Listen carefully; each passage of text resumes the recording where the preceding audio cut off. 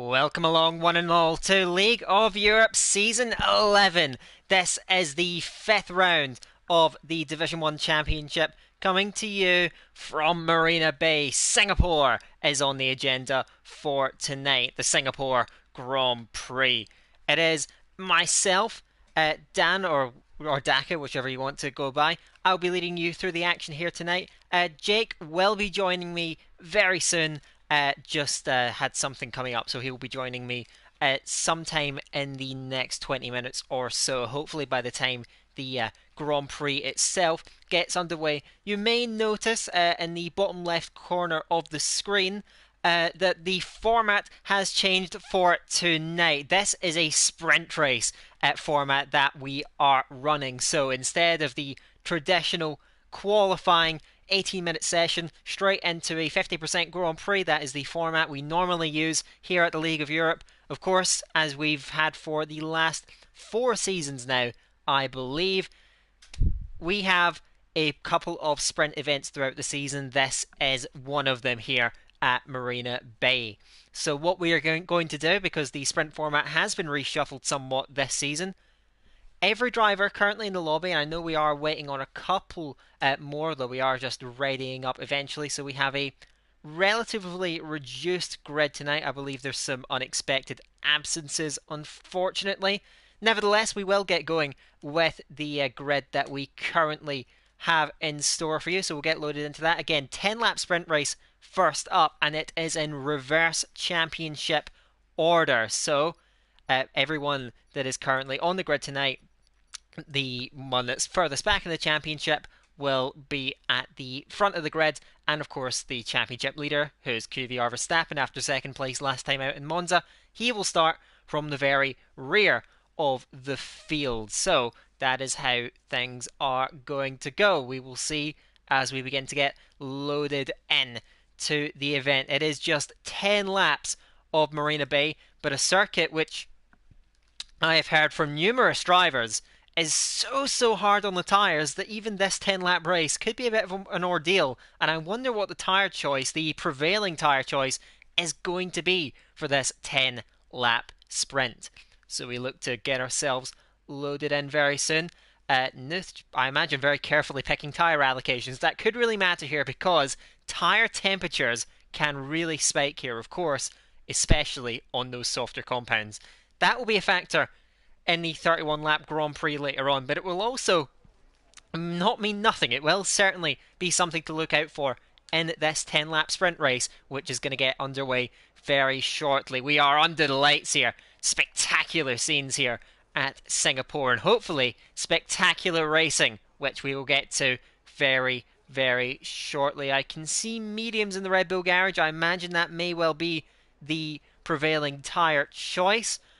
So we will dive into it based on that, and we will see how these guys tackle it. And of course, reverse grid, well, that certainly throws up a number of surprises.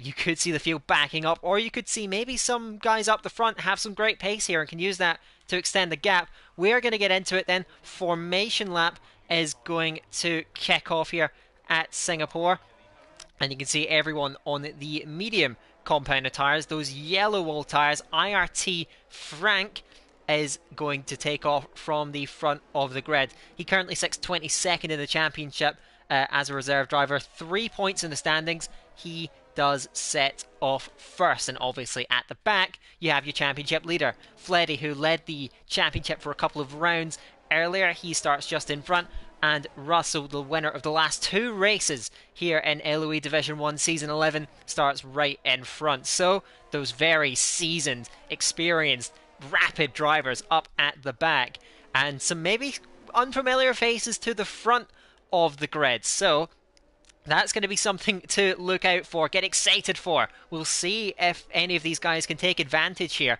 in the sprint race. Of course, one thing I did neglect to mention a little earlier on is the fact that the results of this race will set the grid for the Grand Prix. That is obviously done automatically for the game. So this race holds a little bit more weight than just the points on offer for this race alone.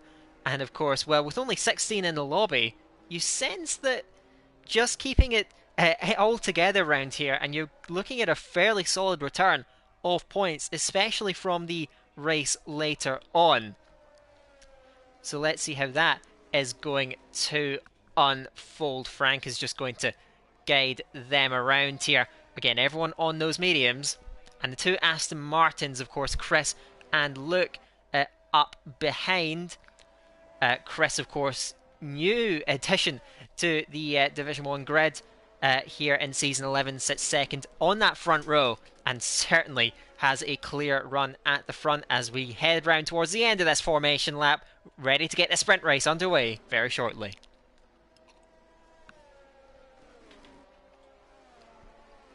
So coming to the grid now, 16 drivers then. Again, a bit of a reduced grid for tonight. We make things a bit less chaotic than usual around a track that tends to throw up very wild and wacky league races, which I have commentated plenty on in the past, that is for sure. The rear of the grid now takes shape with the championship leaders slotting in the final few grid slots, and we are looking to get racing going. So Frank from the front in the Williams, the Aston Martin of Chris sits alongside of him. We have 5 lights!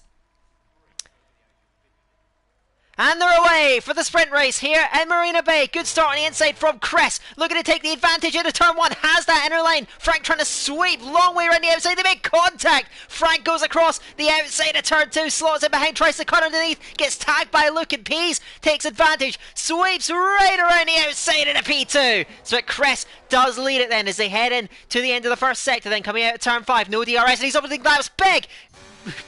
Spearing from side to side in that group behind. Slash has gone backwards in. Sweet Crown is taken to the wall in that Mercedes and losing contact, losing the front wing. VSC is out. Dramatic start here at Singapore, as is so often the case. Chris grabbed the lead off the start, while Frank got all tangled up then, all on the wrong lines then, and ended up getting into a bit of contact with Luke, who remains in 4th. So chaos amongst the front runners, and a brilliant start from RLPs to move up to P2. Hasn't had the easiest of seasons up to this point, has missed the last 2 rounds, now back in a good position.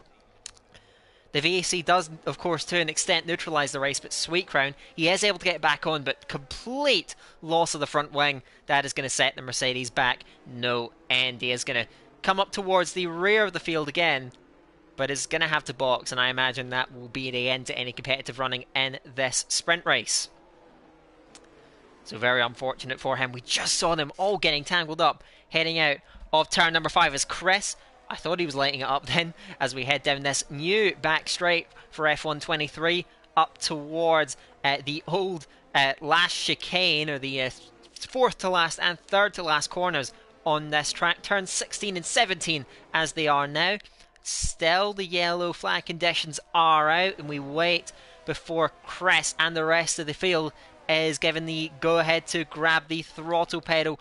I'm seeing Cucumber dropping places. He's gone to the pit lane. Must be damage for him. Sweet Crown, of course, is in, and we are back to green flag running with Chris leading from RLPs, looking for a sprint race victory himself in the AlphaTauri, chasing down the race-leading Aston Martin. So that is how things stand at the moment as they all filter through out of turn 5, into the first sector, then up down Raffles Boulevard, and you can see he's gaining, but I imagine he's going to play the long game here. Behind we have a swap of championship contenders as Verstappen sweeps down the inside of turn 6, takes Fleddy then as the Ferrari goes backwards in. His typically cautious driving style maybe setting him back to the rear of this train. He just heads Slash, who runs in 14th then. Not a good race so far for Alfa Romeo.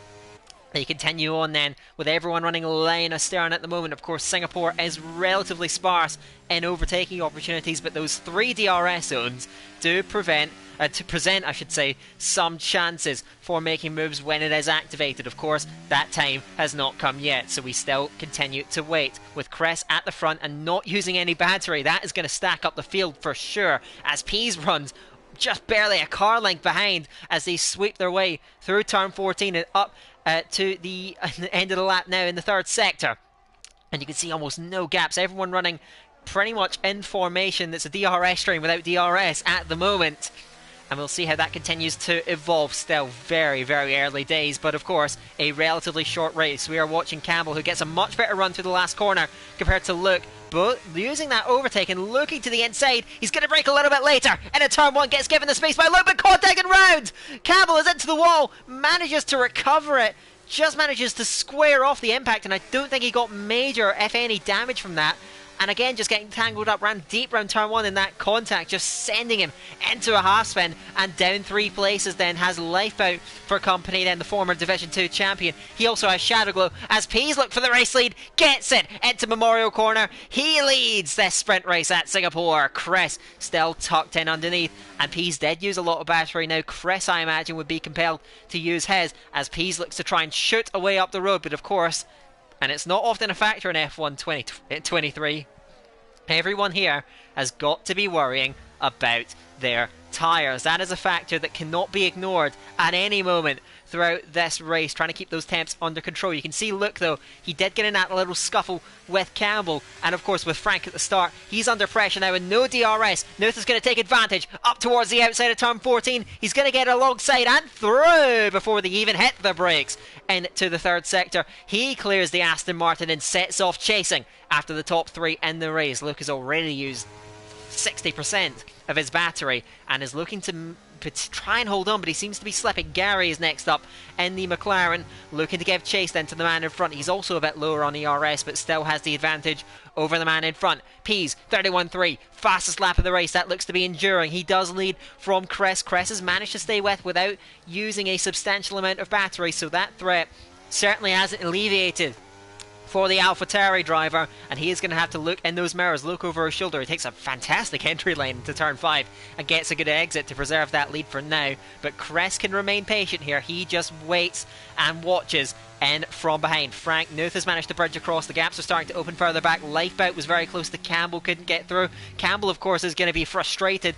Every wheel-to-wheel encounter he seems to have this season has ended up in him getting damaged or going round. It certainly has been a tough season for the former champion of Division 1 and a long time back champion of Division 2 here in LOE. He is a veteran and a highly accomplished driver, but this season so far not going his way, and maybe there is slight damage because that looked very understeery on the entrance to turn 10 at the old Singapore Sling, and is beginning to regress and come under pressure from the Red Bull, splitting the two Red Bulls, Backy and Lifeboat, in the middle of the field. But Gary now seems to be the one that's falling back from Luke, who seems to have recovered. Backy, as I just mentioned, the aforementioned Red Bull chasing after the leading McLaren in this race, who's lost contact with the group in front, which is being led, I imagine, by a pretty searing pace from Ariel Pease. Again, he hasn't been up there in the last couple rounds, so he's looking to try and get some points on the board and is sending a hard pace, but Cress at the moment is dealing with it.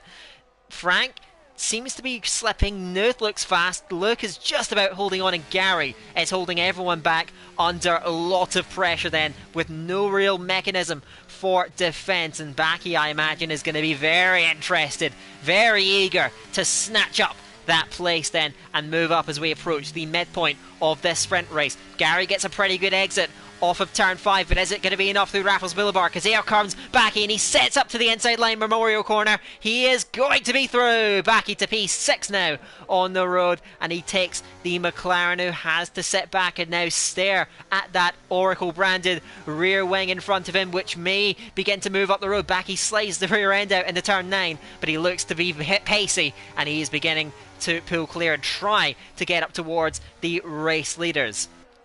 But from P6 downwards, this is still a very structured race, and those people that are higher up in the championship, Shadowglow, Russell, Verstappen, Vleddy, those guys are still trapped and unable to really move up, and this could really cost them, because of course we are looking for grid position in the Grand Prix just up in front. Lifeboat is again close to Campbell, and breaks late, locks it all up, almost runs into the back of the Alpine. Shadowglow snatches that up, but can he hold it? Lifeboat is going to try and strike back, but he switches off the battery, and he's going to set in. Russell's going to get eager. He looks outside, can't find any room there. It's a short braking zone despite the long straight, so he can't quite take advantage of that. But of course, the winner in Monza, the winner in Zandvoort 2 weeks ago, is going to try and get on the move and into the top 10 in this sprint race. Peeks to the inside, can't make anything of it. He still remains then. You can see Shadowglow missing the apex of turn 1. Has Lifeboat for company, and the Red Bull is honing in on him, but can't quite find a move just yet. P still leads Chris, has used a bit more battery and is exploiting that pace and is beginning to move just ever so slightly clear from well, I should say he and Chris are moving ever so slightly clear from Nuth, who's managed to pick off Frank, but is still just outside of DRS range. Frank has burned all of that battery in the Williams, and he is certainly going to have to look over his shoulder into his mirrors as Luke tries to take advantage, but he has got the same problem, no battery at the moment, and that just shows these guys may have started at the front. Well, Chris certainly did, but you can see just how quickly these guys are moving and ultimately putting some of those upper midfield drivers in this race in a lot of difficulty. Nuth is trying to bridge his way back across in the Ferrari. He's had a difficult season himself up to this point, as have many of of course, the drivers near the front of this race. This is what this reverse grid sprint race does offer: opportunities to make up some ground, get some points on the board, and also get some airtime up at the front of these broadcasts, at the front of this race, and try and maybe get, although it's not a Grand Prix win, it is still ultimately a first place finish in a Division 1 field full of talent and speed that is currently residing further back in the order. You can see these high curbs, these deftly curbs around Singapore, and you can see Chris and Pease both getting interrupted by taking a lot of the first curve on the inside of turn 1. Pease is controlling this race at the moment, and Chris is just waiting, and Nuth is coming across and bridging, closing that gap up, and now it's 8/10 away. Does Chris look for the lead here? Pease is wary of him, takes a wider line through turn 6, but Chris is waiting and feints to the inside, doesn't go for it. Shadowglow is looking for Campbell. Campbell is looking for Gary, goes diving to the inside of turn 7, makes it work, and Gary is low on battery, tries to fight back to turn 8. The gap's just not going up and up there. Campbell places his car perfectly despite potentially having some sort of damage. Gary is really struggling for pace out there and has been distanced comprehensively by the group in front, and that's going to put Shadowglow all over him. Lifebout is in there too, as Sweet Crown has pulled in to retire. I believe that is in the pit lane for the Mercedes man, so he will come away with nothing more for this race, and still in 16th position. That will be the grid spot for the Grand Prix. Of course, that is what is going to be... Oh, Lifebout again! Late on the brakes in a turn 14, and again, this time he did hit the back of the car in front of him. Shadowglow furious with that, weaving from side to side, and Russell trying to slip through here. He's looking inside. Is he going to brake late? Lifebout again brakes late and may run into the back of the Williams again. So Lifebout doesn't care whether he's running in a group or not. He's sending it on these brakes and ultimately costing himself more than anything. Shadowglow was not happy about that. He's looking for Gary, and at the moment that gap just not opening up, and he was set back of course by that contact with Lifebout. He looks to try and attack again. Fleddy and Slash have been swapping places at the back of the field. Fleddy and the Ferrari managing to reclaim that possession. As amongst the race leaders, Pease still leads Chris, but the Aston Martin, looks very, very menacing and chasing down the race-leading AlphaTauri. Backy gets Luke. Eventually, Luke tries to fade it back, but doesn't have the traction nor the straight-line speed to make anything of that. And Backy, it's an easy move. He now tries to move up to Frank. He does have a battery advantage. Can he use that to good effect? You can see again, Slash has gone past Fleddy. I think these guys must be making mistakes because they have lost contact with the group in front. Maybe there was contact. There seems to be frustration in the driving from the Ferrari, who again looks to lose points after such a great start to the opening 2 rounds. It hasn't been so easy for him in rounds gone past. Shadowglow overshoots the hairpin, and Lifebout is all over him here. Little bit of a squirm from the rear tyres as he lights them up, tries to get hard on the throttle, and this time he's not going to be brave on the brakes. He is going to wait in behind Shadowglow. You can see he is derating from the red lights flashing from the rear of that Williams. He cannot get Gary as of yet. Still sits patiently, but I imagine also frustratingly, behind the 8th place McLaren. Still occupying that midfield spot, trying to stay in front and grab a couple of points from this sprint race, but the man in 4th in the championship, second the last 2 seasons, is chasing him down. We are inside the last 2 laps of the sprint race here at Singapore, and it is Pease, it is Chris, it is Nuth, all line astern in a line. You sense that Nuth in 3rd place is going to have to try and put pressure on to make himself a threat in this group, but Chris looks to move early. He goes outside into Memorial Corner, draws alongside on the brakes, tries to go the long way round but runs off the circuit, comes back level with the AlphaTauri on the inside line in the turn 8. He's going to squeeze Pease almost into the wall, and Pease has to let it go. Well, he could be in with the reassured about that then, because Chris certainly ran off the track. Chris may argue he was forced out then. Knuth, in the meantime, closes right up. He's got more battery than either of these guys. He's had the pace to close in on both of them, but can he make anything of it? He still has delay in waiting. Of course, tyre temperatures may be an issue as well at this stage of the race. You can see Pease lighting those tyres up out of turn 13 at the hairpin. And still, though, Knuth is not near enough. Now, Crest did opt to try and stab that lead away and maybe try and run with it, but with 3 DRS zones, they are all relatively short, but it is no mean feat to open up that gap. Pease trying to stay with him then. The gap half a second. He may be able to make something of it if it doesn't grow from there, but he hits the curb awkwardly through turn 17, and that's going to put Chris all on his own here, well out in front of this race now, and you sense that may put him on the verge of victory, especially as Knuth looks to go on the offensive outside towards turn 1. Can he get this one done? He's slightly in front on the brakes, sweeps round the outside. Has he got that one done? Pease not letting it go, stays level on the inside, but does not have the traction to fight him off, and Knuth has P2 at least momentarily. Can Pease get a better run off of turn 5? Knuth right up against the wall as the AlphaTauri squirms left to right, trying to put the power down, but Knuth got it done bravely round the outside of turn 1. He may not have the victory in his hands as Chris pulls clear. Back he does hunt down and get Frank at the last, coming out turn 7 at Memorial Corner, and Frank again lights up the rears of those Williams. Has to drop back. Shadowglow and Russell, nothing to choose between them as they tackle turn 8, and Shadowglow is able to hold on. Verstappen is sat and waiting in P12, but ultimately these guys in the DRS train just haven't been able to make an impression on one another. So, with just half a lap from the checkered flag, here in Marina Bay, you can see Russell's desperation trying to chase down. It is just the point, but it is a spot on the grid, and that may matter more than anything. He taps the rear end of that Williams, which seems to have taken a battering in this race. Shadowglow looks to hold on. Lifeboat is attacking Gary, goes outside again. He runs into the back of the man in front of him. Gary is forced wide. Lifeboat trying to out-drag him on the run up towards turn 16. He's just alongside. Neither of these guys have any battery left. Can Lifeboat get the braking in a turn 16? The answer is no. Gary brakes very bravely, just missed Chris over the line. He wins it from Knuth and Pease. That's a dominant front three, and that is your podium. Backy, Frank, Luke will just hold off Campbell over the line for 6th and 7th, and Gary does fend off Lifeboat of the last for 8th and 9th. Shadowglow 10th, then Russell, Verstappen / Fleddy Cucumber will be the last car over the line, and that brings to a close a frantic 10 laps of sprint action here at Singapore.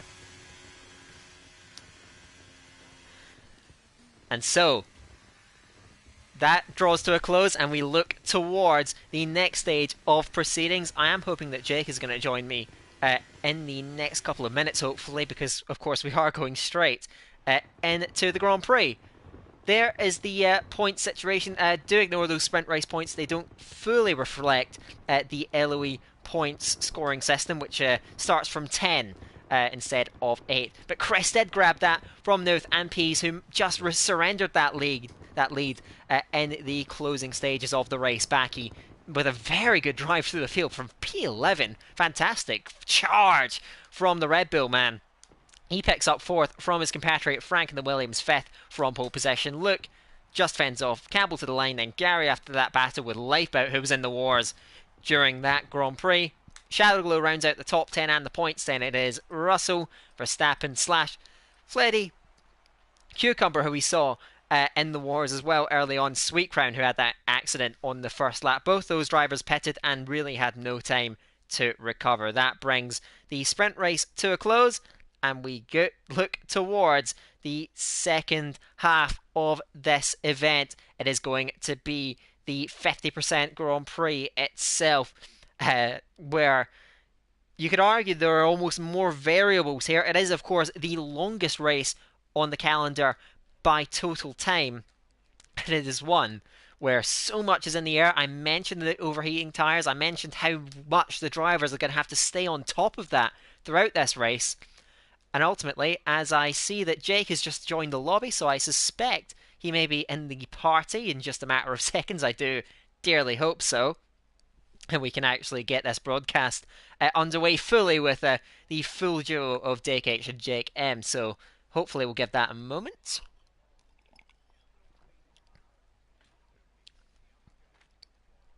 see if I can hear anything from them, from Jake. We are just sending off on the formation lap now.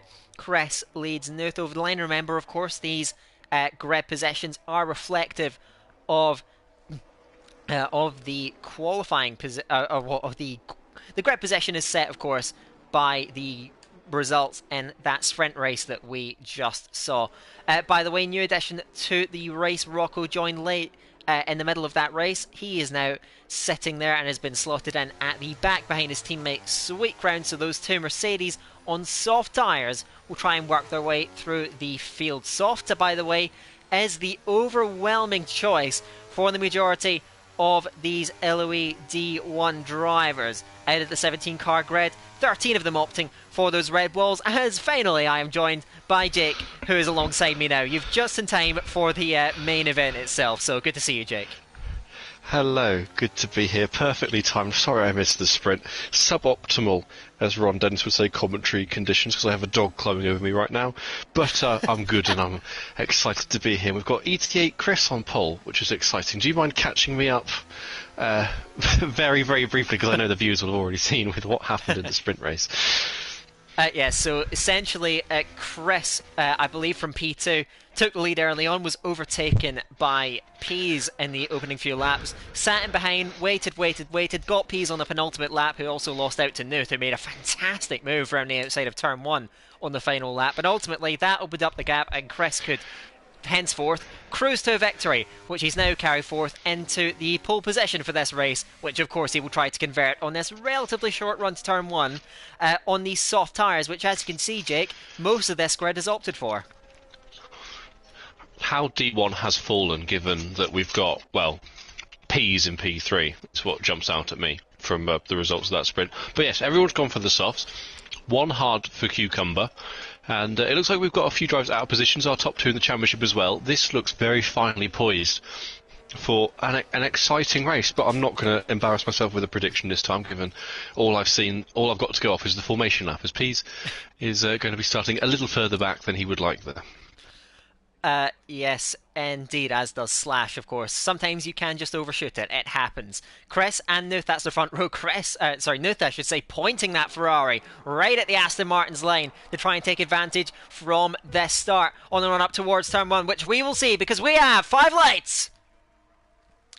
And they're off the grid, finally in Singapore. Chris leads them away off the line and gets a great start. Pease gets an even better start for P3 up on the outside of the second place Ferrari. And repays the favour, gets second ahead of Nuth in a turn 1. Chris leads the way. You can see them all swapping and changing. In the group further back then, Backy from Frank, who he hunted down at the end of the sprint race. Then Luke and Campbell side by side through turn 5, managing to navigate their way through there. This is where we saw an incident in the sprint race. No such trouble for these drivers. They are all safe and sound. Chris does lead it. He did convert that pole position. Pease in behind him. Frank is having to fend off as Campbell and Luke still side by side. Campbell eventually wins that battle as Shadowglow tries to pounce on the outside, gets run out of road there, and more contact as Russell makes his way through. What a start from the Alpine too. He runs 8th then, tucked in underneath Luke in that P7 in the midfield. Most of the soft runners did get away very well. Then the Alfa Romeos are up the back of the field, but Chris did move into the lead. But Pease so fast off the line and so fast on his first lap, challenging the race leader as they head through the middle of the second sector.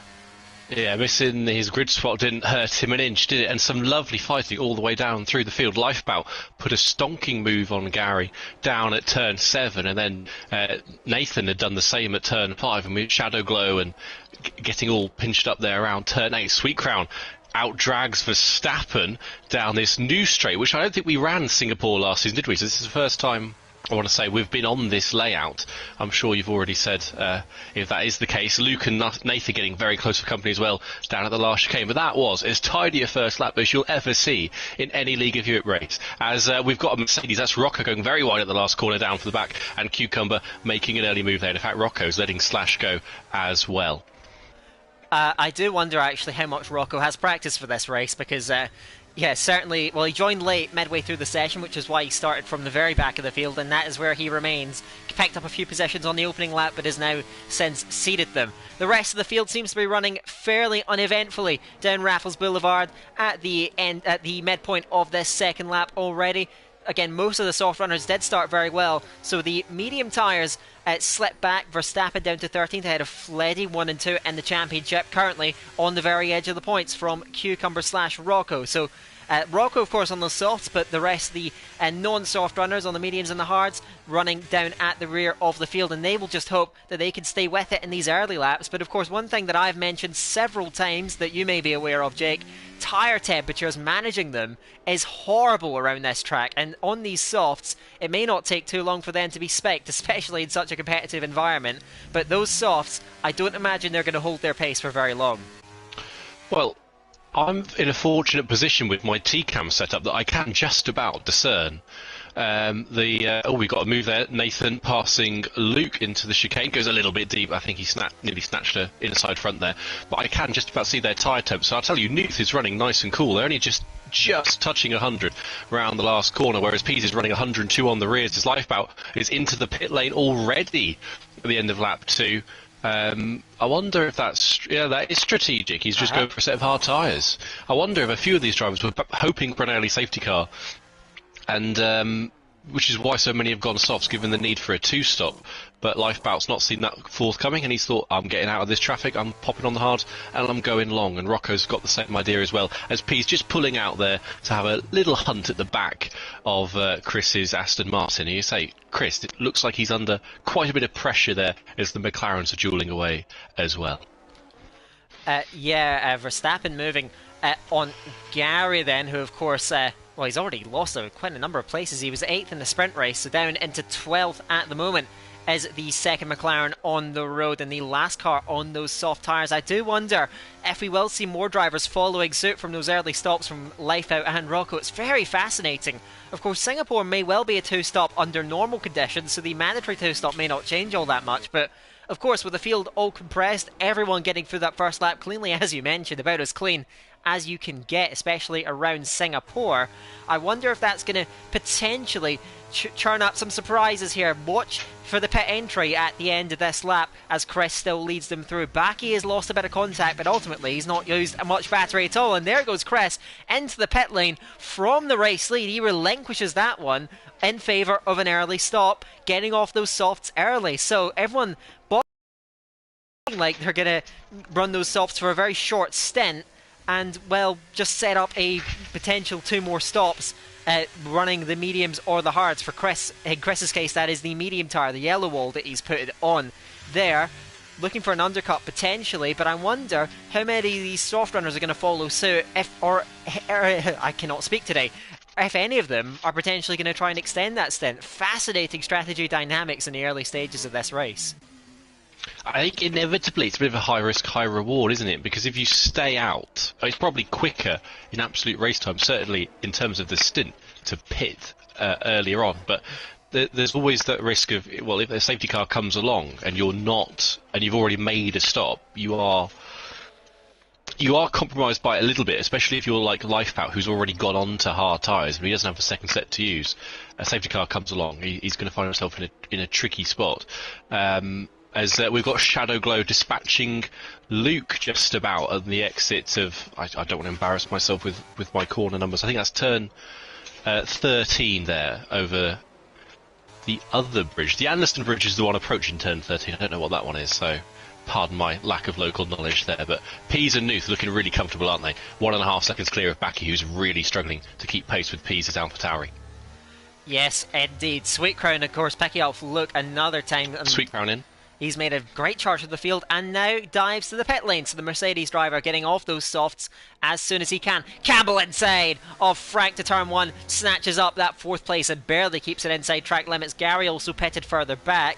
So, and these guys looks like they're going to be mediums on Sweet Crown. That seems to be the prevailing strategy then. Gary also opting for those mediums. We'll see Chris, I imagine, will be fairly far in front of these guys.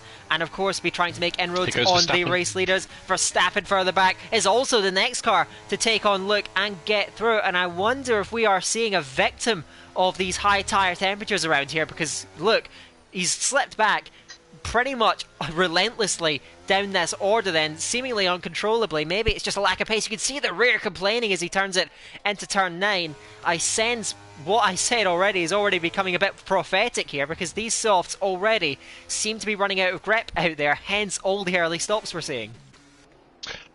Oh, and a big rear slide for IRT Frank as he gets barged by Nathan up the inside of turn 13. I thought that was just a rear locking from Frank. It could well have been contact. Now Nathan's going to outdrag him towards turn 14 round the outside. Can he just hang this one out? He gets pushed all the way to the wall there, outside the white line. And still they're going to dice away now through the kink of 15 towards 16. But Nathan's come out of that one on top. Nuth has passed Pease for the lead also into turn 16. And for Singapore, a track that's very hard to overtake in IRL, as CPI, using all the three-letter acronyms here, passes Luke.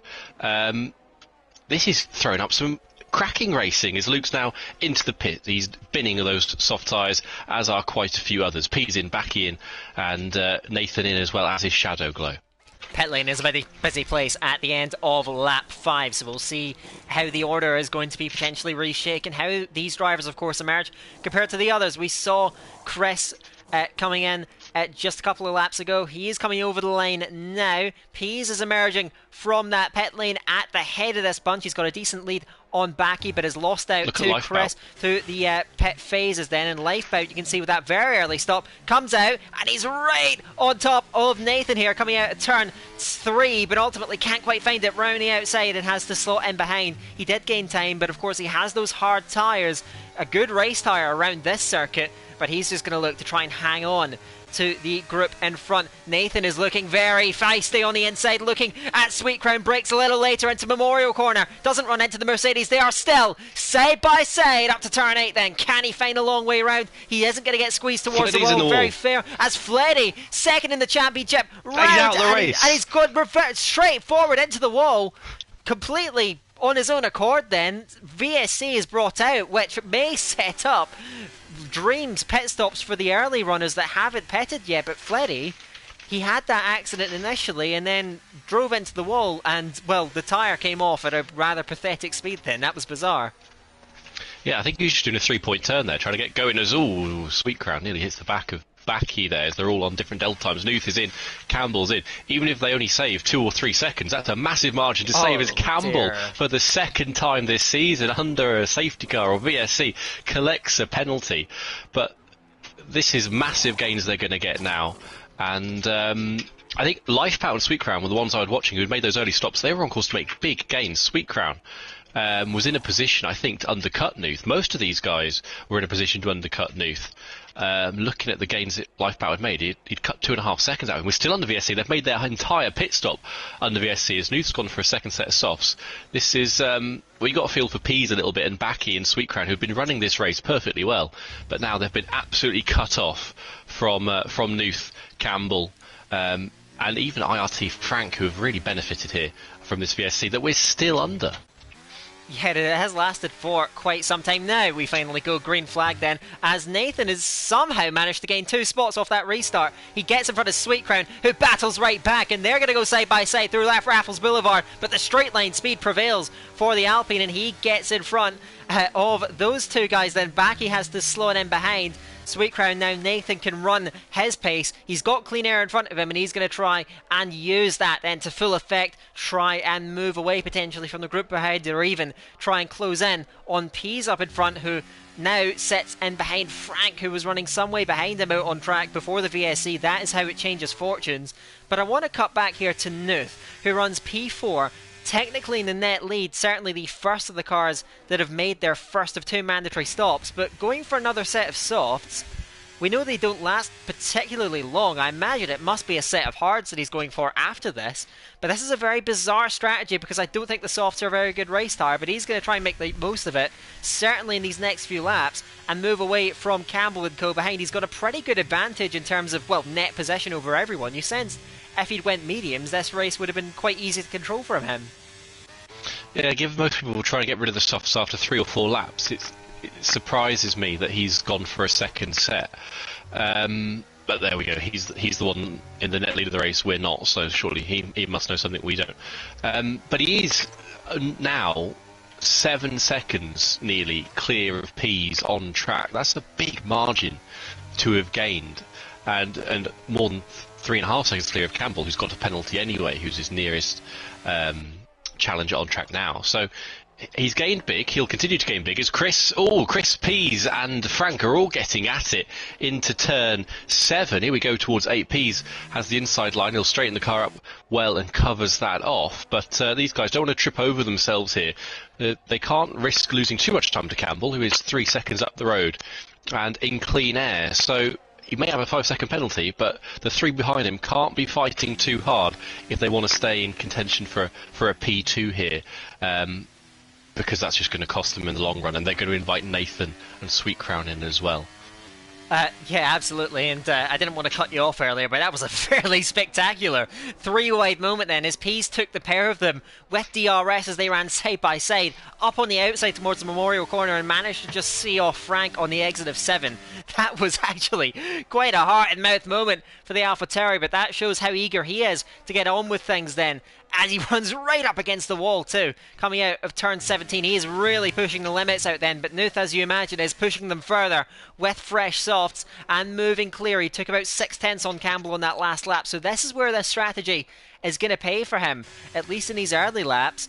And because of the large pit lane delta out here, I don't think he's going to have to worry about really getting caught up in traffic when he does box inevitably earlier than most, if not all, of the drivers behind him. So he does have that going for him, at least at this stage in the race. But of course, the other question mark is what it's going to do for him later on, when he is surely going to have a tyre disadvantage. So that is the dynamic to look for.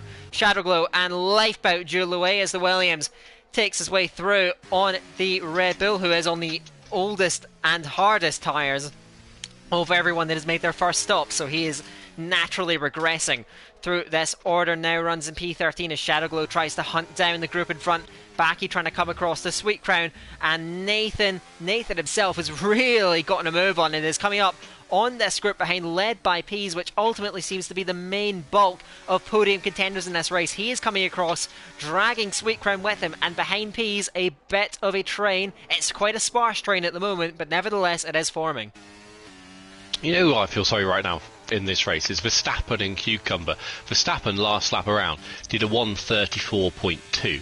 Luke down in P15 did a 32.4. Everyone apart from those guys has made a pit stop. When they do pit, I mean they were low down the order anyway, but when they do pit, they are going to be a chunk and then some off the pack and running absolutely in no man's land. Because even if there's a safety car to save them, well, everyone else will just make their second stop. So their race is dead, I say, as they battle away themselves. Cucumber takes the on-track lead from Verstappen. What's Slash's gap looking like to Campbell? 4.5 seconds and a further 3 seconds to Pease. So even though he's now on the 4th lap on those softs, he's still extending his gap to Pease, albeit not by an incredible amount. And Pease himself looks like he's struggling a little bit. I think they're all struggling for ERS. I just saw Frank is on 0% there in his Williams as they come down the straight. But nothing happening on track too much right now, is it? It's our closest battle is actually Nuth cutting through the traffic, catching up to Slash now, and he'll be wanting not to make or lose too much time. He might even fancy a lunge into 13, or he might pick his spot and get him on the exit towards 14, which is what he's going to do. That is how to use the extra grip then, and Slash has no resistance. It has not been an easy evening for the Alfa Romeo driver, who continues, well, his race situation continues to look more dire. No pit stop yet, and he's been overtaken by someone that has made that opening stop. Nuth's pace, he didn't lose much time behind Slash, and of course did have that bite of DRS down the back straight, so certainly nothing to scoff at. He's moving along very nicely now. We'll see how long he chooses to take those softs for. That is 4 laps ticked off and counting as he now moves on to lap 11 of this race. It is going to be a long one. Of course, Singapore always is the longest race of the season. As I'm looking into this group, you mentioned this entire train seems to be struggling with battery. I also clocked Pease in the same situation. You mentioned Frank last lap. Pease himself has burned through his entire battery. We saw how effortlessly Nathan was able to close that gap, but he's up behind Chris, who's saved his battery pretty well. Sen's progress is going to be quite difficult then, and with Pease at the front not really making any inroads at all on Campbell, he does have a lap older tyres than the Alpine as well, which means Campbell's penalty may not cost him quite as much as it may look like if he can continue to pump in some fast laps. His fate in this race is really up to this group led by Pease, but ultimately not making terrific progress at this stage in the race. I'm finding this race quite hard to suss out in terms of what the correct strategy actually is. The tyres don't seem to be working really any which way, and I can't get a picture a third of the way in of what the most effective two-stop would be. The softs seem poor, the mediums seem poor, and the hards seem absolutely awful. I just flicked on more with Lifeboat. He's struggling to get the car turned to turn 13. He had to have a couple of stabs at it, and even Cucumber, leading the race, he's just hemorrhaging time to Luke in P15 and Gary in P16, like by a second a lap, and just watching. And it started raining. Yep. We've got rain. Oh my word, I just saw there's always that familiar glitch where it just spams incredibly heavy rain for just a fraction of a second as Campbell slots past Slash on the main straight. Well, that is something that we failed to anticipate. I didn't even mention the possibility of rain. It is, of course, not completely uncommon here. But yeah, that does certainly change the dynamics of this race. Well, maybe not quite as much as you'd hope, but that may explain the strategy call to go for the soft tyres, banking on this rain arriving, and of course now he's banking on the rain coming down at a substantial rate of knots, wetting the track and making the intermediates viable. Well, that does make it dynamic, and again, not something we even discussed. Of course, the DRS is still open, which Shadowglow is just used to good effect. He gets a big tank slapper on out of Memorial Corners. Lifeboat in behind these two picks up a time penalty at this still relatively early stage of the race, so certainly not anything positive for the Red Bull driver, who runs in a bit of no man's land, being chased down by Gary and by Luke in 14th and 15th, the last points paying positions at this stage. But now rain coming down as Chris begins to look in difficulty then as Nathan tries to close in, can't quite get the move done. None of them can get their cars turned into turn 14. I'm just flicking through them as Sweet Crown has a moment on exit. Cucumber understeered like a boat through there. Verstappen's coming in now. Nuth couldn't get the car turned in either. Campbell just kind of skitted towards the barrier. It's already gone very, very slippery, very, very greasy. Slash is in as well, unsurprisingly. He's got nothing to lose. Pease is wobbling his way around the final corner. There's a mix of calls here, and we've got another one in. That's Chris. I wonder if they've gone early. Lifebout's in, and Russell picks up a penalty. We've got a split mindset here between the field. You normally get a bit of a hive mind in F1 and in league racing as to what way to go, but there's a difference of opinion here about whether it's wet enough for Inters or not. Four people who feel they've got nothing to lose, or three people, sorry, have all gone for some intermediate tyres, and I'll keep an eye on gap to leader there. Yes, indeed. Verstappen opting to go for the slicks. We'll see how that one unfolds. In the short term, it may be quicker, but we'll see if this rain is going to worsen the track conditions then. So Verstappen going for that. He is gaining time immediately out of the box. So Slash.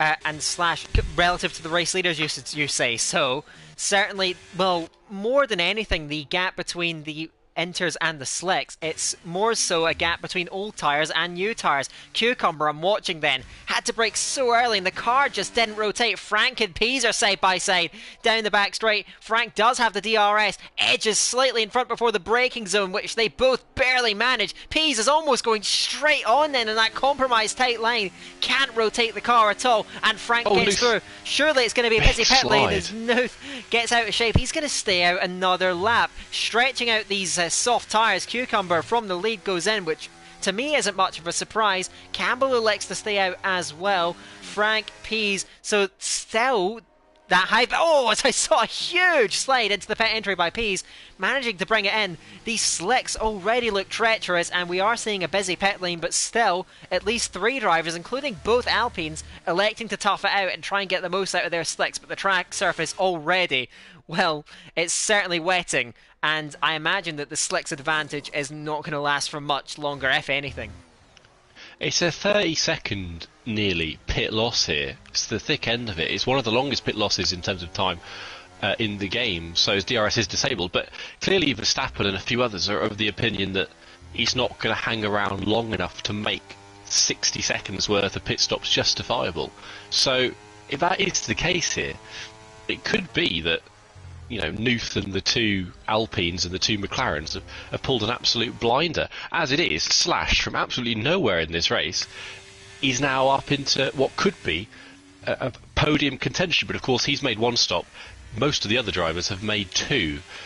And I'm struggling to see where this race is going as the two McLarens swap places again, and look at Cucumber backed up behind these guys on the inters, but he's got no way round Gary. He's going to force his way up the inside here. He's going to bump Gary off the track. I think Gary's within his rights to steward that on immediate reflection, but you can see how slow the slick tyres are. This race is becoming increasingly difficult to track and report on then, is it ever evolving. Another bonkers race around Singapore in league racing, right? Let's see, I'm keeping an eye on the race leaders every lap. Cucumber and it's another nearly lap. whacked the back of Verstappen, into 14. Cucumber just couldn't slow the car down, or he underestimated how early Verstappen had to brake. Nearly ploughed into the back of him. And Cucumber's having to be so pick his way through here because Verstappen is just so slow. He's going to drive off him on the exit of turn 17 here through the last corner. Not somewhere you normally see an overtake. But it is an overtake nevertheless for Cucumber, who continues to move clear. He has only done one stop. Again, I'm very much struggling to really keep track of what's going on. Most of the cars that have made both mandatory pit stops run relatively close on the track.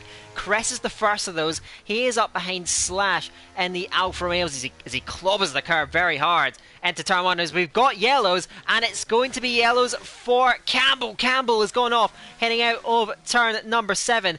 Manages to recover the car, but you can see just how little it rotates, and staying out, braving it out on these slicks. Well, it may not have been the right call. It's hard to tell at this stage, but he's had one fairly major mistake. Well, he's managed to recover it, but he now runs on his own in second position at the moment.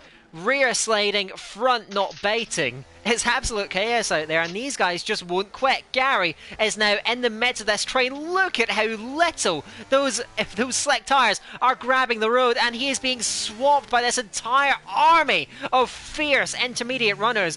The McLaren just doesn't turn, and eventually he just cedes the positions rather than fight them. That is just how little those slicks are offering, and yet the race leaders refuse to give in, and they're trying to take advantage, maybe hoping this rain could subside in the next few laps. I was ready to say Campbell was when he and a mistake there for Verstappen. He's rear locked. The back gave way. It swung out at turn 14, and now he's going to get mopped up by that same group that just dismantled his teammate.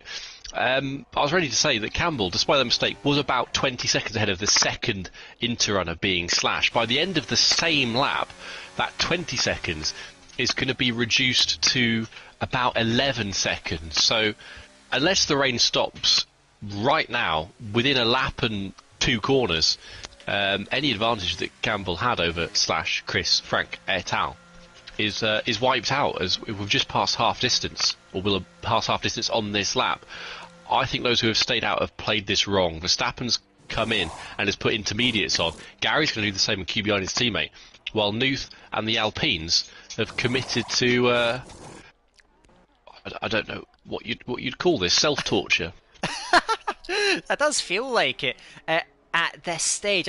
Both Alpines ran straight off the track at turn 7 as Slash is holding an entire pack of new runners up. They are on pretty similar tyres, but these guys have all made their second mandatory stop, as you can see, as Nuth cedes the lead to Cucumber. The slicks, well, I'd say on this lap, they've gone from being almost impossible to drive to being a complete liability, and really these guys are almost water skiing at that point. Now that Nathan's in amongst this pack and causing chaos then, as Chris is on the outside, Frank gets trapped up against the wall and spins out of the race. Nathan went around, full safety car is out. As Nathan resets the track, he just tagged Frank there, of course. Well, Frank had nowhere to go but in the wall. He could have backed off, chose not to. Nathan recovering Frank immediately out of the session, and Nuth may finally get some relief, as does the Alpines, although one of them has given up all that track possession. Maybe it was a safety car they were banking on, I'm not sure, but potentially Nuth may well be in a fairly solid position after all that. And Cucumber, I said he was going to be, when he was leading with Verstappen, he was going to be nowhere at the back. He's now going to be in the net lead of the race because he's going to make his second stop here, with Nuth making his second as well. Campbell's going to get service penalty and not lose a huge amount. But Slash, who was down and out of it, absolutely nowhere. He was even further back, wasn't he, without having made a stop than Verstappen and Cucumber were. He's now the net leader of this race, and he's made, or actually no, he's not made his 2 stops. Why is Slash stayed out? I'm not sure, and I'm equally unsure as to why Campbell has put a set of soft tyres on in the pit lane.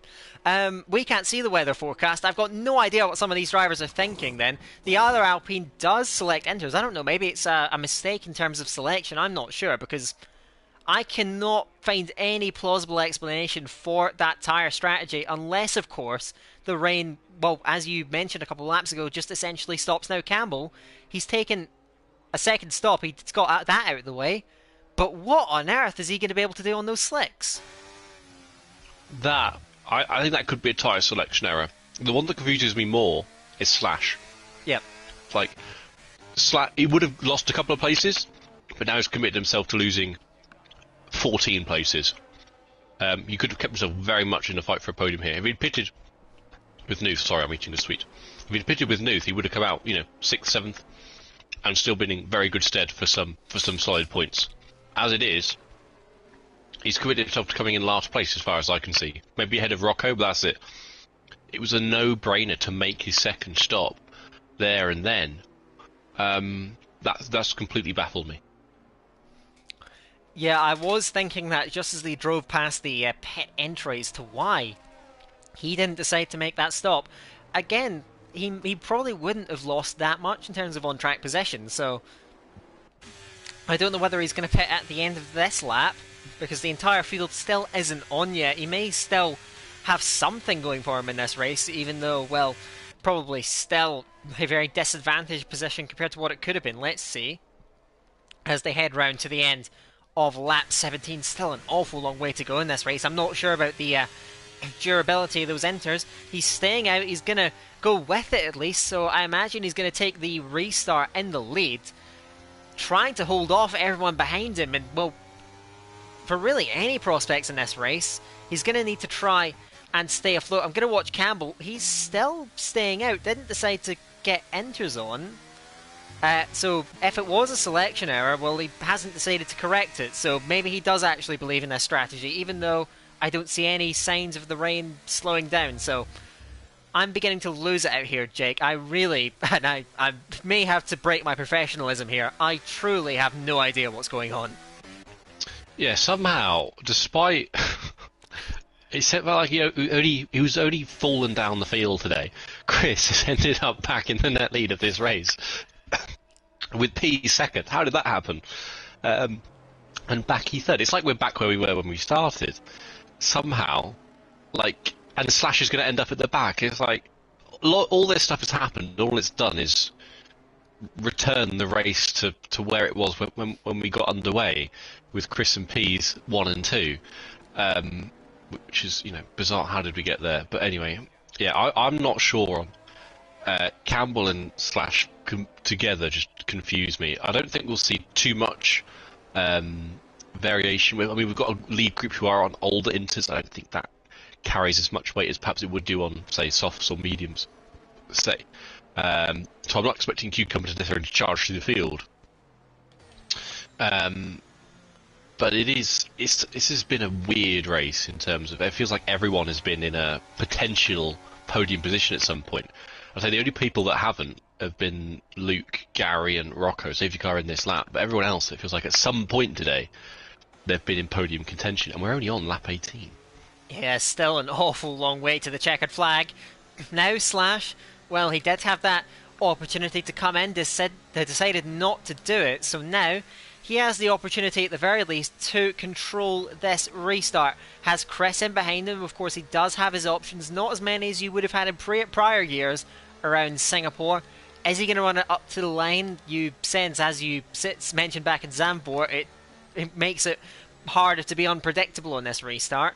As the safety car now dives to the pit lane, he can accelerate whenever. Looks like he's going to accelerate right away. Slash takes them away on this restart, and he tries to Scarper, but immediately runs over track limits at the last corner, as several drivers did, I think, and gets a time penalty. Pease has got a good run on the restart then. As you can see, Campbell getting swamped on the slicks. Nothing he can do about that, just no grip, and he backs off. But it has stopped raining. It has stopped raining.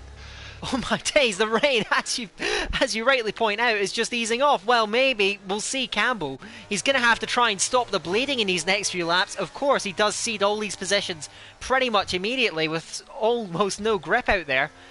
He's going to lose out to Rocco too on the exit here of turn 5 then as Luke and Verstappen go side by side to Raffles Boulevard, and the Aston Martin comes out ahead in that squabble. Sweet Crown and Nuth are wheel banging heading out of turn 7 then as Sweet Crown tries to brake later. Up on the outside of 8, again they get close, locked together as they head into turn 9, and Sweet Crown does eventually get that spot in front of the Ferrari, who still hones in on him right up towards turn 10, but no way through, nothing giving. The other thing, though, for Campbell, which the other bizarre side of this strategy, yes, it has stopped raining, but he's on soft tyres. I sense taking those to the end, or at least preserving the performance in them, he does get a couple of laps in these wet conditions where he won't be lighting them up quite so much and the temps won't be quite as high. The track is drying quickly, but still, softs from this distance... Oh, Slash has gone straight on at turn 14. Sorry to cut across you, and Chris takes the lead. And Pease might fancy a little lunge here towards the chicane as well. Perhaps he might fancy a lunge at both of them. He's trying to sneak his way up the inside of the Aston Martin, and then he makes contact with Slash on the outside. I think Slash got damage. and there was also some damage, go there as well. I think that was from Slash. I think Pease was so fixated on Chris, he didn't realise Slash was still there and ended up collecting a little bit of Alfa Romeo for his troubles. On Campbell watch, he's only 10.8 seconds off the lead. 9.8 seconds off the lead. I think the gap between the softs and the inters is going to bottom out and start turning in his favour before that climbs to 15 seconds, certainly. I think he's going to have half a pit stop's margin over the field, but as you say, the problem, or the determinant as to whether he could win this race from where he is are those soft tyres going to last? Because I think now looking at the amount of time he's losing to Chris, which is not that much. Oh, huge incident at turn 7. I'm sorry to cut in again. Sweet Crown then was nearly tagged the back of the man in front, and then he himself was turned then, and he's gone around and collected. I need to see who did run into the back of him, because certainly there was damage down then, and round goes the Mercedes for the second time tonight. Recovers, but a long way off the back, and even behind Campbell at this stage, who, again, those tyres are starting to equalise. Sorry again to cut in, but that was more chaos, unorganised chaos, which is basically a summary of this entire Singapore Grand Prix. Still looking throughout the field then. Nuth has got Verstappen all over him and looking for battles then. Nuth has got a missing front wing end plate. His front left end plate is gone, which is why Verstappen was looking as for such a risky move as he was. Nathan's going to try and hang around the outside of 14. Just to finish my point about Campbell, he is now catching Chris. Campbell's the fastest man on track. But he's still got 4 seconds of clean space ahead of him to drive into, so he's only going to be about 6 seconds behind Chris by the time that they come into pit back. He passes Pease through the last corner. In fact, Pease is in. Cucumber Shadow Glow is in, and Life Power as well. They're switching to the dry tyres. Campbell could have played a blinder if he was on mediums. As it is, we'll have to wait and see.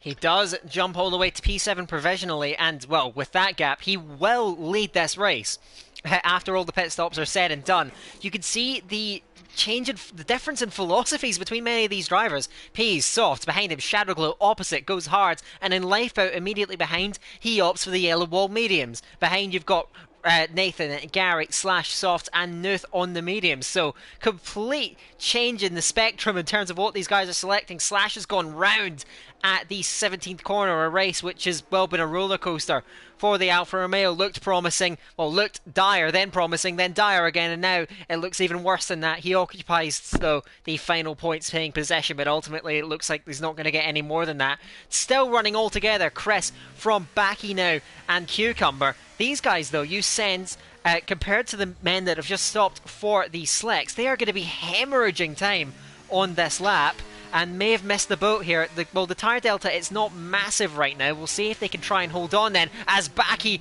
looks interested in that race lead. He's got Cucumber right up behind him then, now runs third. In the Alfa Romeo, you suspect there's going to be pit stops for pretty much all these guys as the conditions begin to fall away. I think that Backy senses that. He looks outside the turn 16, can't quite find the move. These guys should be slotting to the pit lane, but how much time are they losing then on these intermediates as the track slowly dries out and shifts towards slicks? And predictably, all the race leaders now dive to the pits. To give you a sense of an idea about that, Pease was 26.9 seconds behind Chris at turn 7. By the time the leaders came in, that gap had dropped to about 24.5 seconds. So about just over 3 seconds probably on that lap is the answer as to how much time they've lost. And it's going to leave. Well, where is Pease? Pease is blasting through the pit exit now. He's going to jump all of them quite comfortably. Are they going to lose any more? Possibly to Shadowglow and Nathan come through as well. They are. And Chris might even struggle here to keep ahead of Lifeboat, who's trying to go around the outside of turn 3.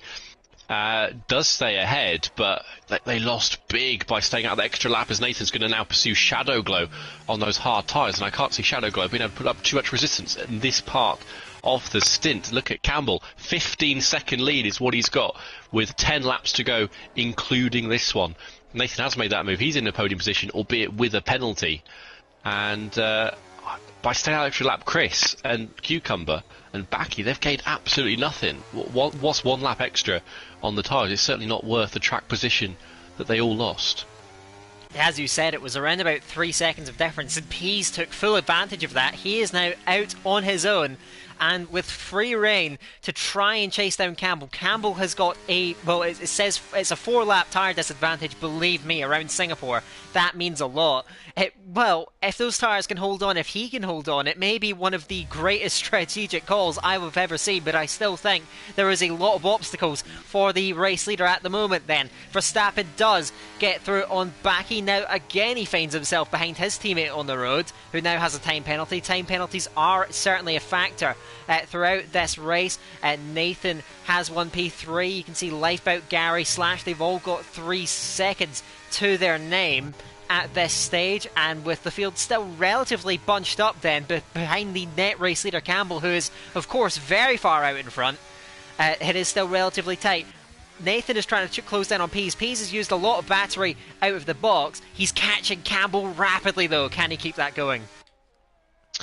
Well, it looks like it's about a second a lap right now, but there's not enough laps for him to catch him at a second a lap. But you have to think that Campbell is going to hit some kind of performance drop as Chris passes Shadowglow. Those hards not working out for Shadowglow at all right now. Perhaps he had no mediums left and he didn't fancy a look at the softs, so that was all he was left with. But he was going to slip down that order. Verstappen and Gary, I swear Verstappen's been comfortably quicker than Gary all day, has overtaken him twice already, and they've somehow ended up right next to each other on track again.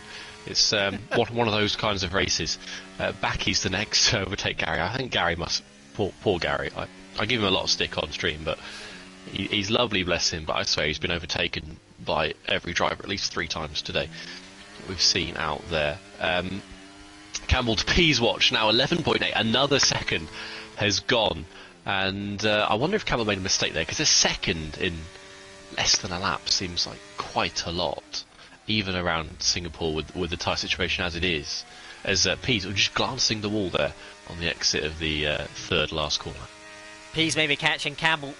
Nathan is also catching Pease at a similar rate, though. He's burned off the battery entirely. Cress, meanwhile, the fastest of all of them. You can see the fastest lap times ticking in. Cress, of course, through on Shadowglow and continuing to make progress. Shadowglow, the hard tyres may not have been the right call. At least in these early laps, the wisdom of that strategy choice does seem to be limited. Lifeboat perhaps taking the more sensible option on the mediums, now closing in on the Williams. He's trying to burn off that battery, trying to get the straight line speed, and it's coming to him. Now look at the closing speed. He goes outside the turn 7, gets squeezed right onto the curb. Can he find the extra grip? He gets forced off the road, still side by side. He brakes late and deep and hard into turn number 8 and snatches up P5. He did go off the track then again. He will argue he was forced there. He does get P5 and trying to make inroads, of course, with that time penalty hanging over his head. Cucumber slots in behind both of these men, and Verstappen is trying to hone in on that. You can see everything shaking up all the way up and down the order as everyone jostles for possession in this frantic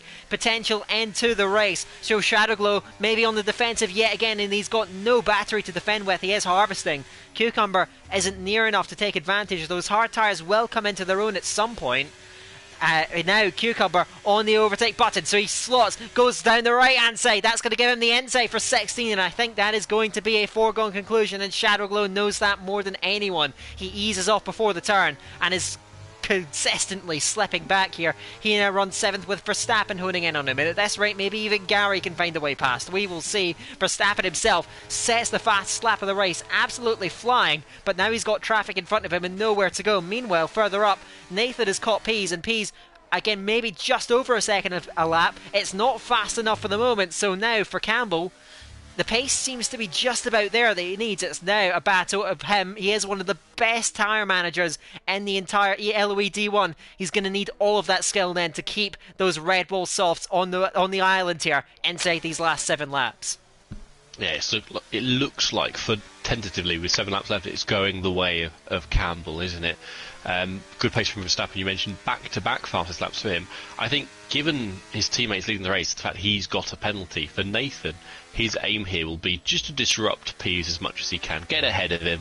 I think he'll appreciate that he probably can't get ahead of him and get 3 seconds. So if he can get ahead of Pease, it'll be good for Campbell that he can then just do whatever he likes with Pease, really. Back him up, send him this way, send him that way, and just give Campbell that real buffer that he needs in case his tyres do go AWOL in the last couple of laps. We don't really see that on this game, do we? That the tyres just will at some point just go off a complete cliff. It's a gradual drop away, and Verstappen looking ever closer to the back of Shadowglow, but Shadowglow being saved by his DRS on Lifebout, and Lifebout and Cucumber behind Lifebout, so that's keeping Shadowglow safe, but not very comfortably safe, as he nearly gets a bit leery through the last corner, because he's only just hanging on to that DRS by about a tenth of a second as we come through turns 1, 2 and 3.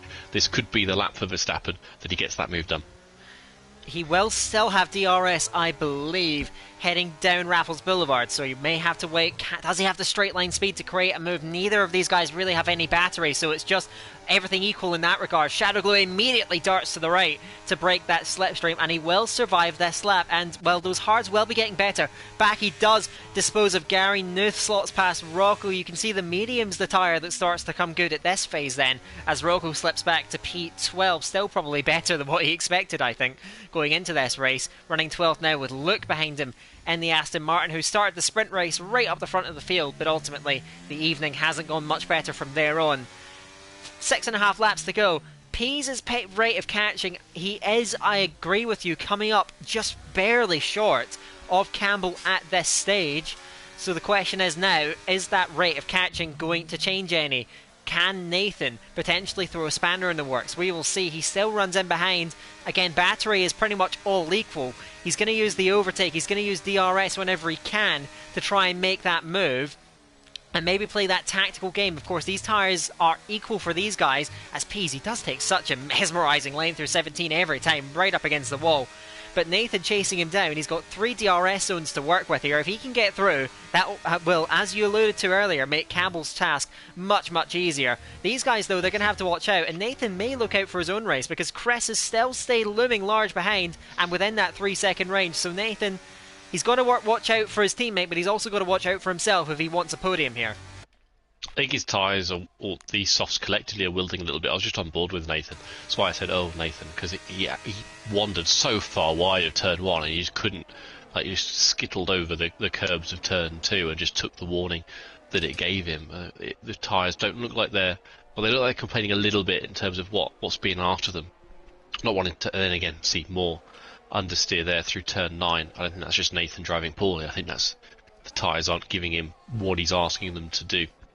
Campbell's got 8 seconds with 4.5 laps to go.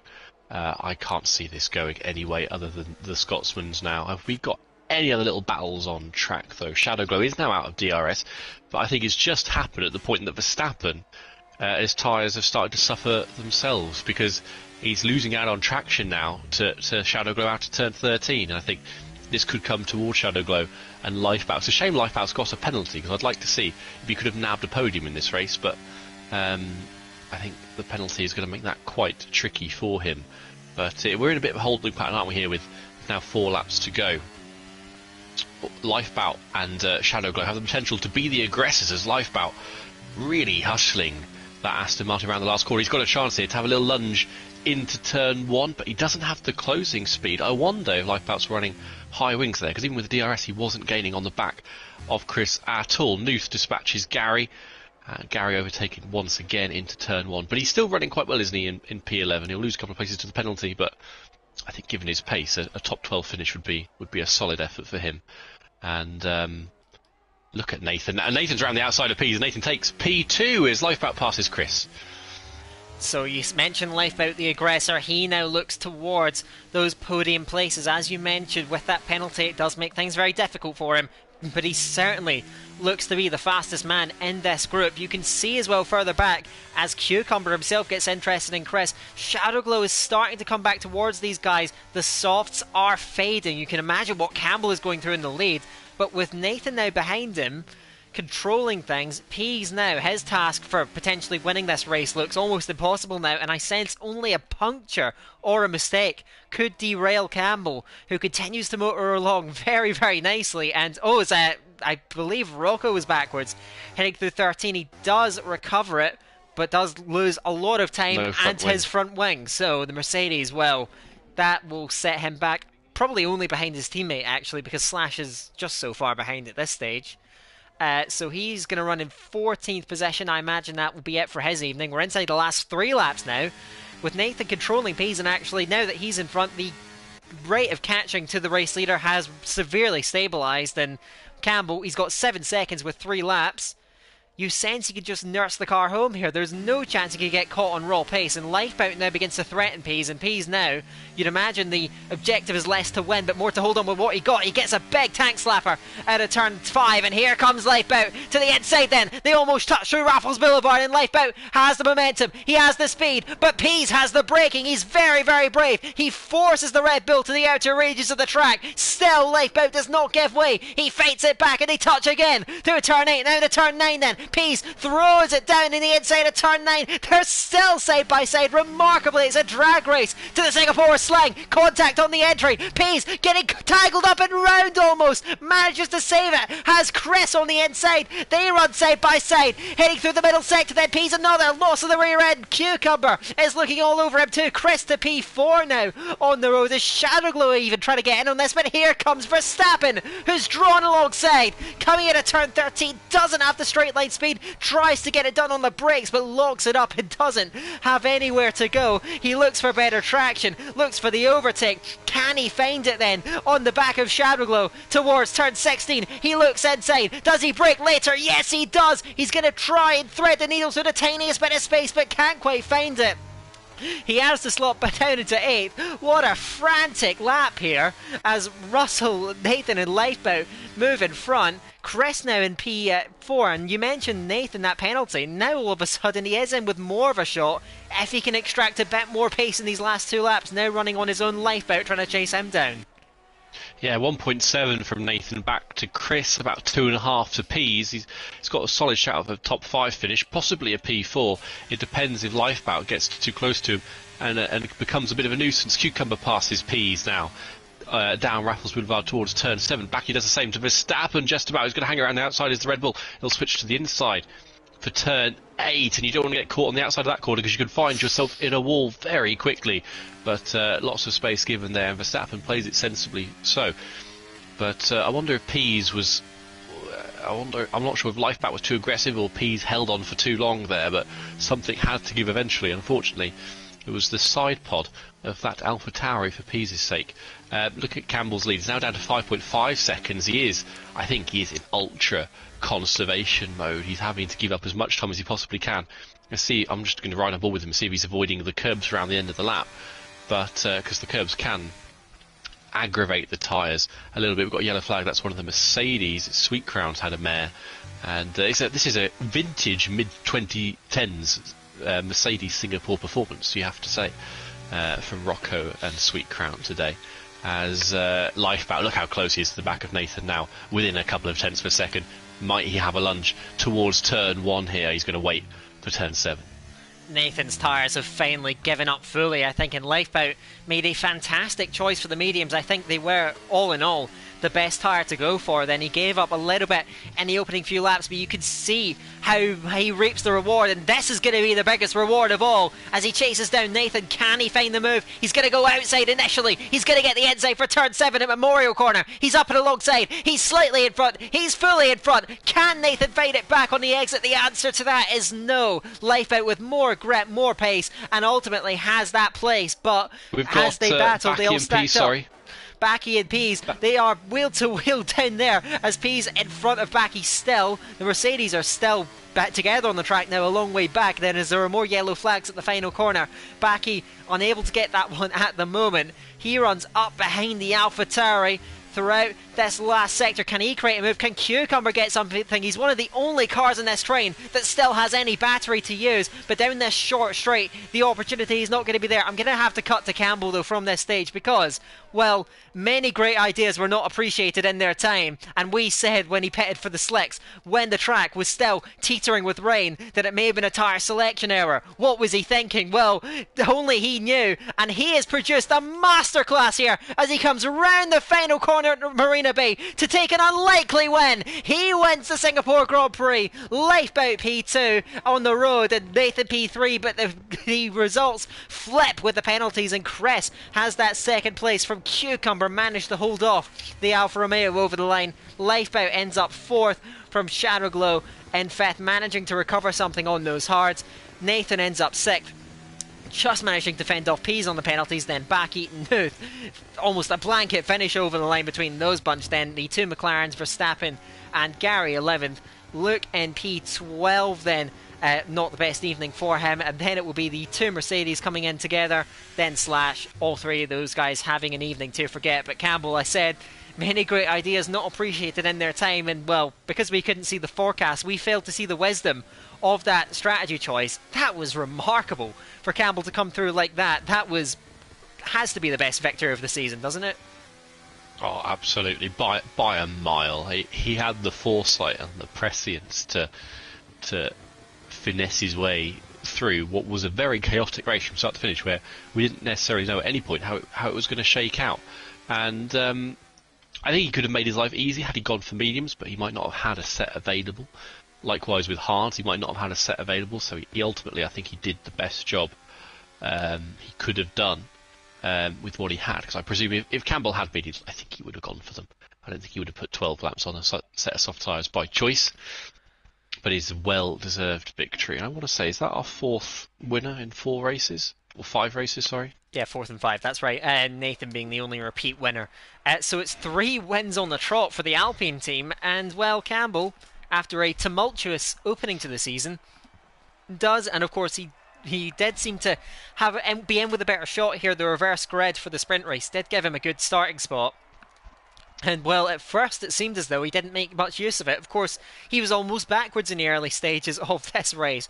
But an inspired strategy call to pit for the slick tyres, the soft tyres, while the track was still wet. The rain eventually eased off, and it paved the way for him to take home this race victory. An unlikely one, but one that required the sense and the intelligence that he's picked up through being an LOE since the very start.